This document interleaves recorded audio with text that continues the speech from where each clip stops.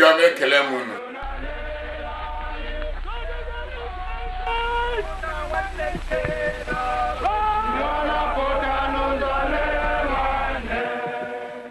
I remember in Aba, I was walking in the front of the house and I had a Nigerian flag in my hand, and there were a lot of school children, because my mom was a teacher, school children coming to our house, and the flag was the earliest impression in my mind. The Nigerian flag must have been given to all the children, school-age children, because I had one, and I remember the crowd, the number of school children coming to our house were quite a lot. So it's vague, but that's my earliest recollection. With my mom being a single mother after the death of my father, we were struggling, but the good thing is that we had our own house.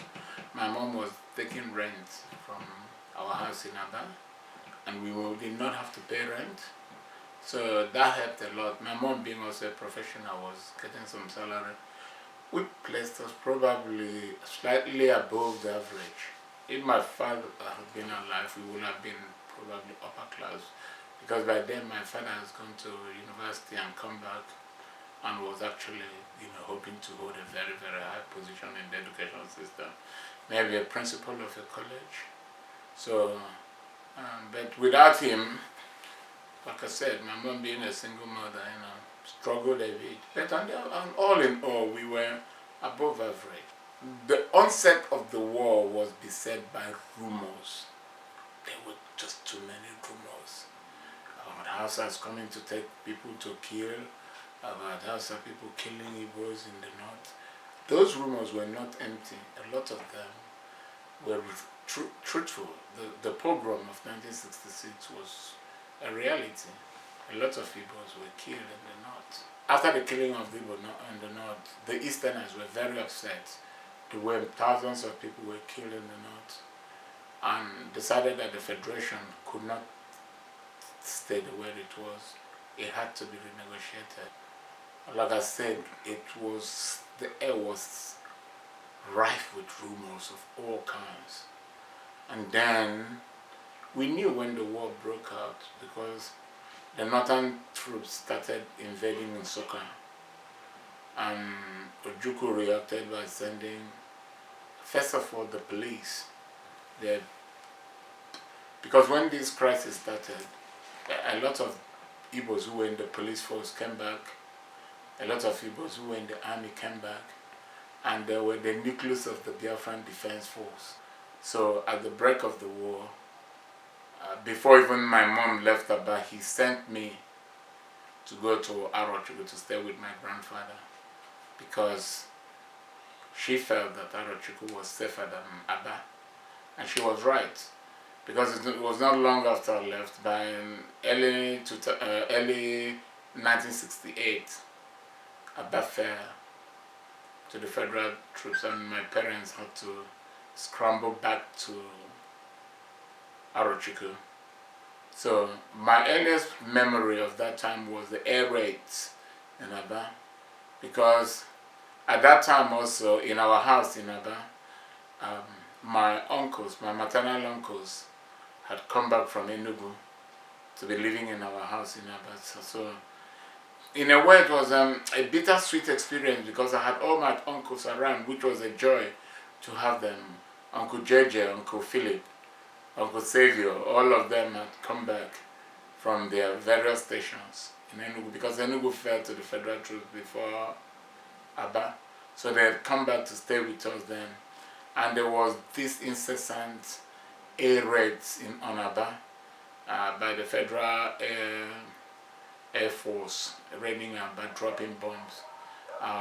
One of my early memories of the war is we hiding under, the tunnel, the gutter tunnel in front of our house. Whenever there was air raid, we will rush in there to hide. And luckily, none of my immediate family members were killed, but a lot of people were killed during these air raids in Aba. But none of my immediate family members, or even extended family members, was killed. A contingent of the mobile police came and occupied my former primary school. So I made friends with them. I used to go there to help them, help them, do chores for them, and they used to reward me with, gifts, sweets, and things like that. So those were bittersweet memories because there was these heightened activities, We couldn't go to school, which was for me at that time a joy. Staying at home, going to the mobile police barracks, being with my uncles. All those were joy, but the counter of it is that there was a lot of air raids, and there was also fear in the air because you didn't know whether you will survive the day and whether your family members will survive the day. Dead bodies were not everywhere at that stage of the war because the front line wasn't at Aba, but the air raids produced some dead bodies. The syndrome of child soldier wasn't a big problem in the Biafra War. There was a time when soldiers became younger and younger, but it wasn't a big. I remember that in 1967, I'd gone to join what was called the Boys Brigade, and I was not selected. I mean, that time I would have been around 10 years or thereabouts. I was not selected on account of my being very young. We were so enthusiastic to help the war effort. When Boys Company was being formed and people were being invited, everybody went. I went, my cousins, we all went. We wanted to be involved, to wear army uniform and be kitted out for war. But I was not chosen. I didn't make it, and again, they didn't take that many people because the people that came, I tell you, the field, I think Aba Golf Course was full of people, young people, children. Then I remember one day, because we've been going for about a week, one day, my mom came back. She said, "You're not going again, you're not going again."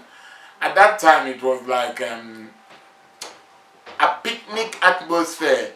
Nobody realized that going to be a boys' company, going to the war front could mean death. So my mom has had rumor that some of the people who were taken were killed in the war front. So she forbid me to go to be chosen. She said, "You are not going again." So I didn't go after that. So both parents and children were unaware of their potential fate by joining? Yeah. How would I say, the atmosphere was so charged with national favor to help the war effort to go and fight, even though we didn't understand very well the consequences of war, which unfolded gradually to people. Now you're talking about malnutrition. Malnutrition started seeping in as people were displaced and people ran away from their normal place of residence and economic activities were disrupted. You saw malnutrition start creeping in. We were lucky because we moved from Aba, where we were settled, to my hometown in Arochukwu. And then when I went there, first of all, I was with my grandfather. And then when my mom came, she immediately went straight into trading. And she was trading on fish. And she was trading on foodstuff like fish, yes. So we were not exposed to malnutrition. None in my family suffered from kwashiorkor, which was a hallmark of the Biafra Nigerian War. Because Arochukwu is not far from the Cross River. And Arochukwu is full of tributaries, of river tributaries.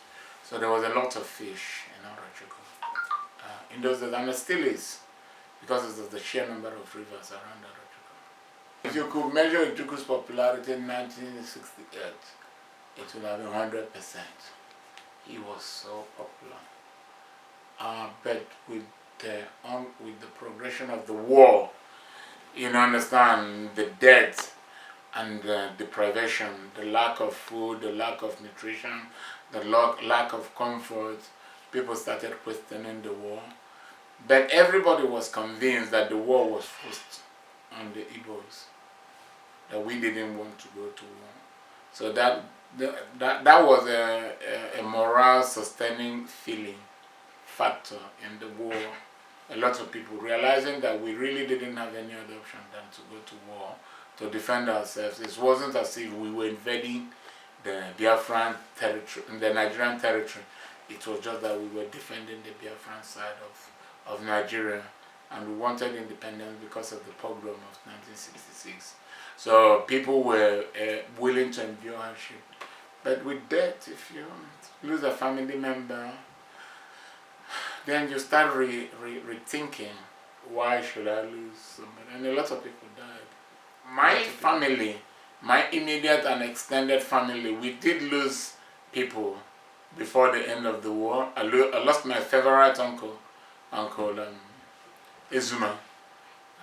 My mother's first brother, their most senior brother, junior to my mother, but yes, the firstborn of their family.